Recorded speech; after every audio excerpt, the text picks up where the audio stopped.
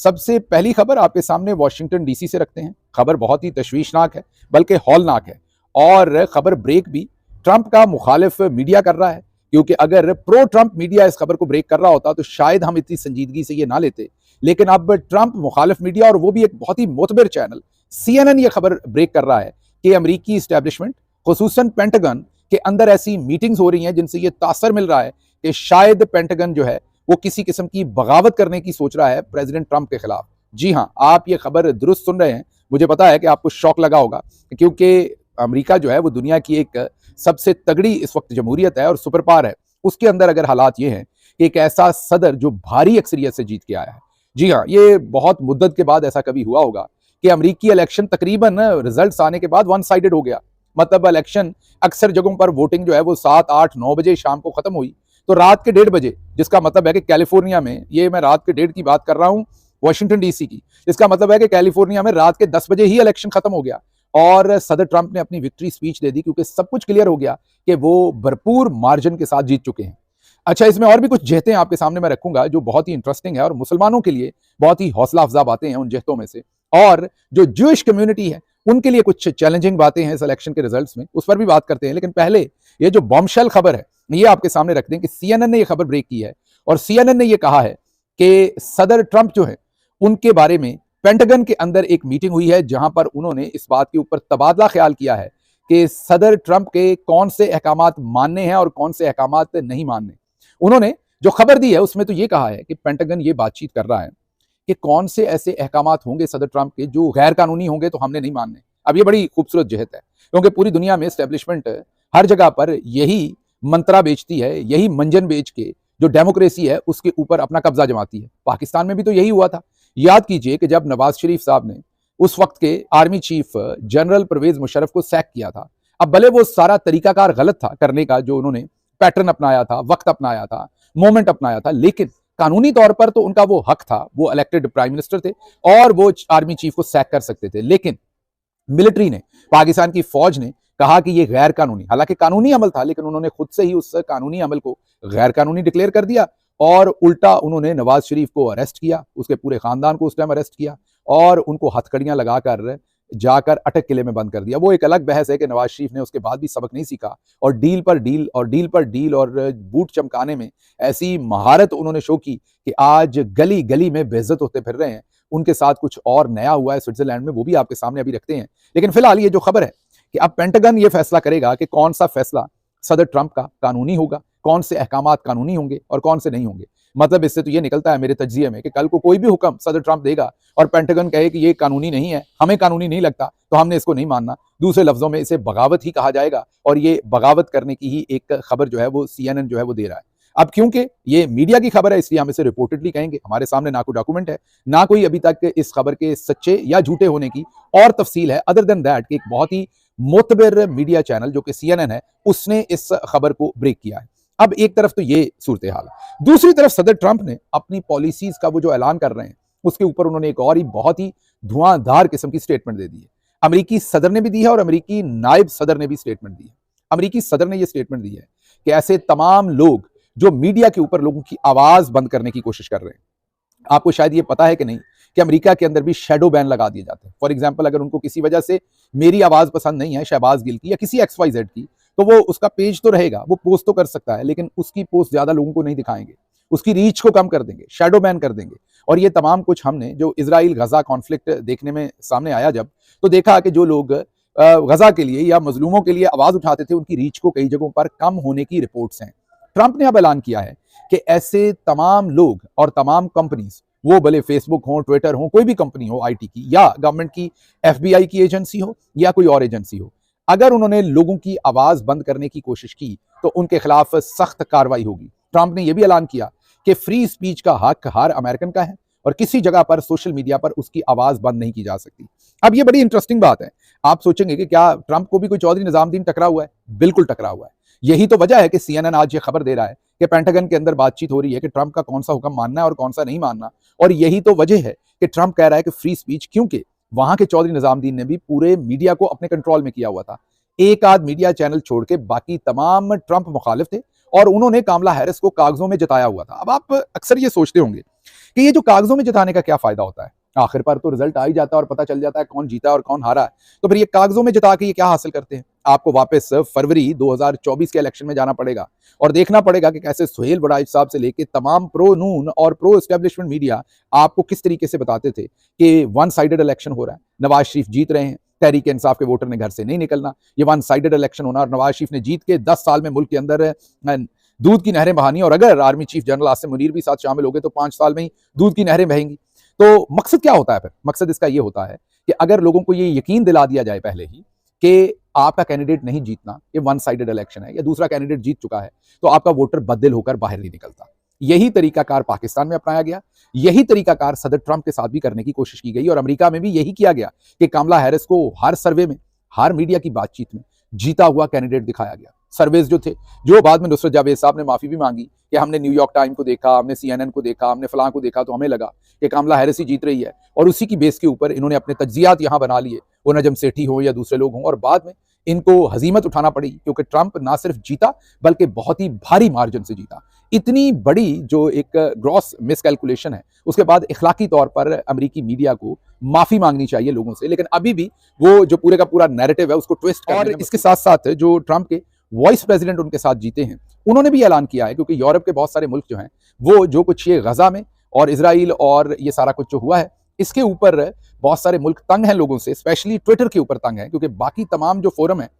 उन्होंने तो वक्त पर ही घुटने टेक दिए थे। एलॉन मस्क जो है वो घुटने नहीं टेक रहा और वो लोगों को फ्रीली अपना पॉइंट ऑफ व्यू जो है वो पोस्ट करने देता है। इसकी बड़ी तंगी है यूरोपियन कंट्रीज को, और बहुत सारे यूरोपियन कंट्रीज अब सोच रहे थे कि वो एक्स जो ट्विटर के नाम से भी जाना जाता है उसके ऊपर पाबंदी लगा देंगे और उसकी जो एक्सेस वो यूरोप के अंदर कम कर देंगे। अब जो अमेरिकी वाइस प्रेसिडेंट है जो ट्रंप के साथ जीते हैं, उन्होंने अब ये ऐलान किया है कि अगर यूरोपियन कंट्रीज ने ऐसा किया तो फिर हम नेटो की इमदाद बंद कर देंगे। अब ये बड़ी ही इंपॉर्टेंट धमकी है उनकी तरफ से, क्योंकि आप ये समझ लीजिए कि नेटो जो है वो पूरे यूरोप की हफाजत की जिम्मेदार है। आपको पता है कि नेटो में अमेरिका जो है वो सबसे अहम और कलीदी किरदार अदा करता है, और अगर नेटो की सपोर्ट अमेरिका बंद कर दे या हाथ खींच ले तो फिर डेफिनेटली नेटो जो है वो फंक्शनल नहीं रहेगी, और जो रशिया से और दूसरी जगहों से यूरोप को खतरे हैं उनसे फौरी तौर पर जो यूरोप है वो दो चार हो जाएगा, और यूरोप की जो है जिसे उर्फे आम में कहते हैं हवा टाइट हो जाएगी। इसलिए ये बहुत ही बड़ी धमकी भेजी है जीतने वाले वाइस प्रेसिडेंट ने, और इससे जो एलॉन मस्क का और प्रेसिडेंट ट्रंप की अंडरस्टैंडिंग है टुवर्ड्स फ्री स्पीच वो भी नजर आ रही है, और आने वाले दिनों में आपको और धमाके होते हुए भी इस सिलसिले में नजर आ रहे हैं। तो ये दोनों खबरें अगर आप देखें, क्योंकि अब हमने डोमेस्टिक खबरों की तरफ भी मूव करना है, ये दोनों खबरें अगर हम देखें जो अमेरिका से मिल रही हैं, एक तो पेंटागन वाली खबर और एक ये फ्री स्पीच वाली, तो इसका मतलब यह है कि सदर ट्रंप जो है वो सीधा हेड ऑन जाना चाह रहे हैं अमेरिकी चौधरी निजामुद्दीन के साथ भी और अमेरिकी टाउट मीडिया के साथ भी। देखते हैं वो कितना कामयाब होते हैं, लेकिन जो कुछ मुझे नजर आ रहा है ट्रंप कामयाब होंगे, क्योंकि ना ही वहां का निजामुद्दीन उनके सामने खड़े होने की सकत रख सकेगा, ना ही वहां का मीडिया, क्योंकि ट्रंप आम इलेक्शन जीतकर नहीं आए, भारी अक्सरियत के साथ जीतकर आए हैं, और माजरत के साथ, पूरी माजरत के साथ ट्रंप के जो वोटर सपोर्टर हैं उन्होंने सत्तू भी नहीं पिए रखे कि वो सिर्फ सोशल मीडिया के ऊपर बात करेंगे और चंद हजार बाहर निकलेंगे, बल्कि अगर ट्रंप को हाथ डाला गया या उनको रोका गया या उनके खिलाफ बगावत करने की कोशिश की गई तो आप देखेंगे आधे से ज्यादा अमेरिका जो है वो बाहर निकल कर आ जाएगा। ये हम आपको दिखा भी रहे हैं बार बार, आप देख भी सकते हैं कि ट्रंप का जो रिजल्ट है वो क्या कंट्रास्ट है कमला हैरिस के साथ, कितनी भरपूर मेजोरिटी से वो जीते हैं। एक चलते चलते आपको और बात बता दें जो बड़ी इंटरेस्टिंग है, ट्रंप ने इलेक्शन जीतने के बाद डिफरेंट जो ग्रुप्स ऑफ सोसाइटी उनका शुक्रिया अदा किया, लातीनो वोट का शुक्रिया अदा किया, खुसूसी तौर पर उन्होंने अरब और मुसलमान वोटर का शुक्रिया अदा किया, क्योंकि अगर अरब और मुसलमान वोटर उनको वोट ना डालता तो जो 7 स्विंग स्टेट्स थी उनमें से ट्रंप नहीं जीत सकते थे। ये ट्रंप को भी पता है और ये वोटर को भी पता है और पूरे अमेरिकी मीडिया को भी पता है। मीडिया मान नहीं रहा लेकिन पता ये सबको है। इसलिए ट्रंप ने जो अपनी स्पीच की उसमें खुसूसी शुक्रिया अरब वोटर्स और मुसलमान वोटर्स का अदा किया। माजी में ट्रंप जो मुसलमानों के खिलाफ बहुत सारे बयान देते रहे हैं, आपने देखा अभी से जब से वो जीत कर आए हैं वो इलीगल इमिग्रेंट्स के बारे में तो बात कर रहे हैं, मुसलमानों के ऊपर उस तरह से उनका कोई बयान नहीं आया। तो उन्हें रियलाइजेशन हो गई है कि इस बार वो जो जीते हैं उनकी जीत में मुसलमानों का कलीदी किरदार है। इससे पहले मुसलमान जो है वो ओवरवेलमिंगली डेमोक्रेटिक जो कैंडिडेट होते थे डेमोक्रेट्स को ही वोट करते थे। ये पहली दफा है कि मुसलमानों ने इतना जुड़कर रिपब्लिकन्स को वोट किया। अच्छा, जो जूइश कम्युनिटी है अमेरिका के अंदर वो प्रीडोमिनेंटली हमेशा डेमोक्रेट्स को वोट करती थी। अब यहां जरा देखिए मुसलमानों की, आप ये कह लें कि मैं यही कह सकता हूं कि एक इनकी विजडम में कमी कह लें आप, कि हमेशा ये भी डेमोक्रेट को ही वोट करते थे, ज्यूज भी डेमोक्रेट को ही वोट करते थे और मिडिल ईस्ट के अंदर इनका फड्डा था। तो ज्यूइश कम्युनिटी भी वहीं वोट कर रही है, मुसलमान कम्युनिटी भी वहीं वोट कर रही है। तो अब अगर डेमोक्रेट चाहते तो इनका फटा खत्म करवा सकते थे, लेकिन उन्होंने नहीं करवाया। अब अगर ये दोनों ग्रुप्स जो हैं ये अपोनेंट होकर वोट करते तो हो सकता है फिर इनकी कोई टाकी लग जाती, जैसे पंजाबी में कहते हैं, लेकिन इन्होंने वो भी नहीं किया। बहरहाल इस दफा पहली दफा ये देखने में आया है कि जो मुसलमान हैं उन्होंने रिपब्लिकन कैंडिडेट को वोट किया है, जो मुस्लिम कम्युनिटी है, और जो ज्यूइश कम्युनिटी है उनके बारे में, जो ज्यूइश वोटर है उसके बारे में जो सर्वे आ रहे हैं, वो जो एग्जिट पोल था वो ये दिखा रहा था कि 77%, 77% ज्यूइश कम्युनिटी जो है वो कामला हैरिस को वोट कर रही है। मीन बहुत ही बड़ी तादाद, और अमूमी तौर पर भी वो डेमोक्रेट को ही ज्यादा वोट करते हैं। तो अब जो हैरानी की बात इस सारी बात में से निकली है वो ये है कि सदर ट्रंप ने जहां दूसरी जो आप ये कह लीजिए सोसाइटी के हिस्से हैं, ग्रुप्स हैं, उनका शुक्रिया अदा किया है, वहां उन्होंने अपना शुक्रिया अदा करने का जो सारी की सारी बातचीत थी उसमें ज्यूइश जो कम्युनिटी है उसका जिक्र उन्होंने नहीं किया। तो ये एक किस्म का स्नब कर रहे हैं, वो एक किस्म का वो मैसेज दे रहे हैं ट्रंप भी कि मुझे भी पता आपने मुझे वोट नहीं दिया, और उन्होंने उसी जगह पर मुसलमानों का और अरब वोटर्स का बहुत ज्यादा शुक्रिया अदा किया है अपनी जीत के अंदर। तो एक इसकी जेहत ये भी है जो आपको जहन में रखनी पड़ेगी। अच्छा जी, अगली खबर जो है वो हमारे चौधरी निजामुद्दीन के लिए बुरी है। वो ये है कि इन्होंने पिछले दिनों करोड़ों रुपए लगाकर एक लॉबियस्ट हायर किया था। वो जो लॉबियस्ट था वो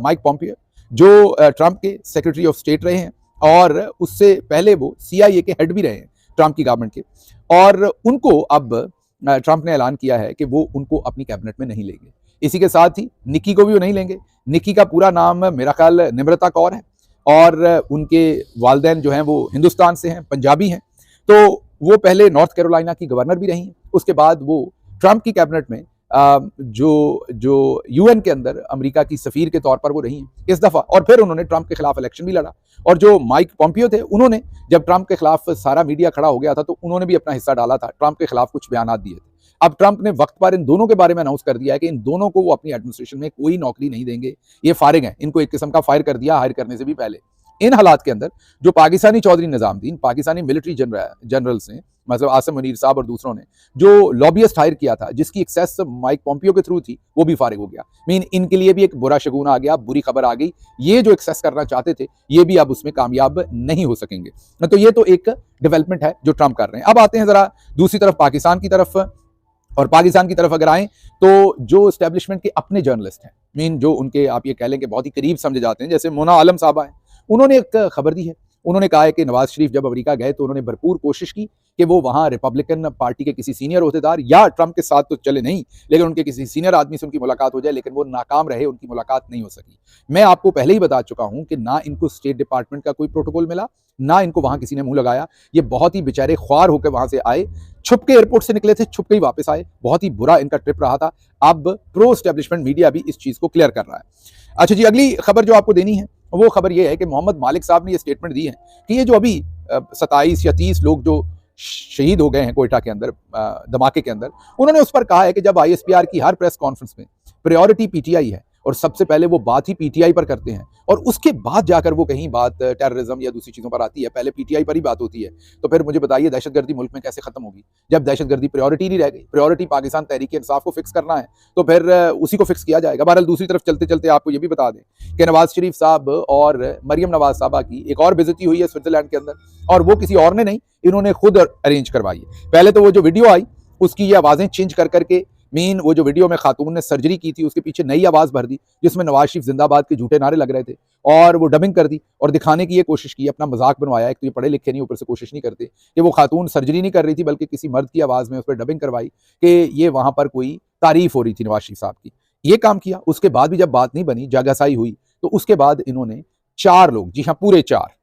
चार, और मैं यहाँ आपको बता दूं कि वो जो वीडियो बनाई गई वो भी हमें बताया गया है कि वो नवाज शरीफ की सिक्योरिटी के बंदे ने बनाई, क्योंकि 5वां बंदा नहीं था। वो जो आए हुए थे 4 पटवारी, वो 4 ही थे बेचारे, जो हम स्क्रीन पे आपको दिखा रहे हैं। उनको बुला के तो वहां पर नारे मरवाए गए नवाज शरीफ के, ना एक कम था ना एक ज्यादा, पूरे 4 लोग थे। भाई यही औकात है, यही पुरतपाक इस्तकबाल हुआ है, यही इनकी हैसियत रह गई है और यही इनकी औकात रह गई। मैं बार बार आपको याद करवाता रहूंगा कि आप अक्सर ओवरसीज पाकिस्तानी पूछते हैं कि इन्होंने जो भी जुल्म किया है इसके लिए हम इमरान खान की मदद कैसे कर सकते हैं। सिर्फ एक तरीके से, आपने जिस मुल्क में है उसके कानून के अंदर रहते हुए, ये बात बहुत अहम है ताकि आपके लिए कोई मसला ना बने, उस मुल्क के कानून के अंदर रहते हुए वायलेंस नहीं करना, हाथ से कुछ नहीं करना, जुबान से बोलने पे आपको कोई तकलीफ कहीं नहीं होगी। आपने वायलेंस नहीं करना उस मुल्क के कानून के अंदर रहते हुए। ये जहां मिले इनका बिजली प्रोग्राम करना है। ना सिर्फ ये, इनके लगते लेते तमाम ब्यूरोक्रेट, इनके लगते लेते तमाम सहूलतकार, चौधरी निजामुद्दीन से रिलेटेड तमाम लोग, जो भी मिले, उनके खानदान मिले, जो भी मिले, उनको खवातीन है तो गाली गलोच ना करें, लेकिन नारेबाजी जरूर करें, उनको भी बताएं कि ये सब कुछ क्या हो रहा है। तो जो इन्होंने जुल्म किए हैं, जो काजी के साथ आप कर रहे हैं, कानून के अंदर रहते हुए